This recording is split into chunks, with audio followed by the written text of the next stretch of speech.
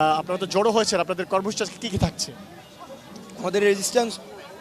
আমাদের resistance week চলছে এবং রেজিস্ট্যান্স উইকে আমরা 4 দফা দাবিতে আমাদের রেজিস্ট্যান্স উইকটি চলছে। খুনি হাসিনার বিচার সহ অন্যান্য যে 4 দফা দাবি। আইএফআইসি আমার প্রতিবেশী, আরো কাছে সবার মাঝে, পাড়ায় পাড়ায় আমার ব্যাংক। IFIC bank. এবং আজকে আমরা আমাদের কর্মসূচি সাবেক অবস্থান এবং আমরা শুনতে পেয়েছি যে খুনি হাসিনার যেই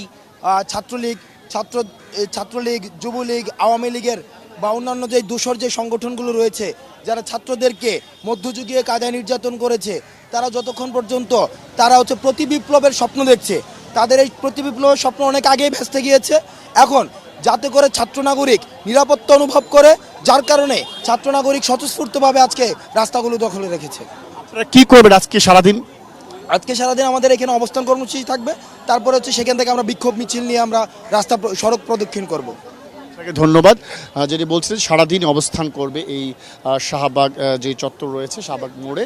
তবে তারা প্রধান যে সড়ক সেটি কিন্তু তারা বন্ধ করেনি। তারা ঢাকা বিশ্ববিদ্যালয়ের ভেতরের দিকে যে জায়গাগুলো রয়েছে সেখানে তারা অবস্থান নিয়েছে এবং সারাদিন অবস্থান করবে এবং তারা সড়কে বিক্ষোভ মিছিল করবে সেটি জানিয়েছে। তবে সেটি হয়তো এখন আরও পরে হতে পারে, সে বিষয়ে তারা হয়তো পরবর্তীতে আমাদের জানাবেন। আমরা দেখেছি পাশেও আরেকটি শাহবাগ মোড়ে আরেকটি সমাবেশ চলছে, বৈষম্যবিরোধী ছাত্র সমাবেশের ব্যানারই আমরা দেখেছি। সেখানেও নানান ছাত্র, শিক্ষক, অভিভাবকদের প্রতিনিধিরা বক্তব্য রাখছেন এবং সবার একটাই দাবি যে শেখ হাসিনাকে দেশে ফিরিয়ে এনে এই গণহত্যার বিচারের মুখোমুখি করতে হবে।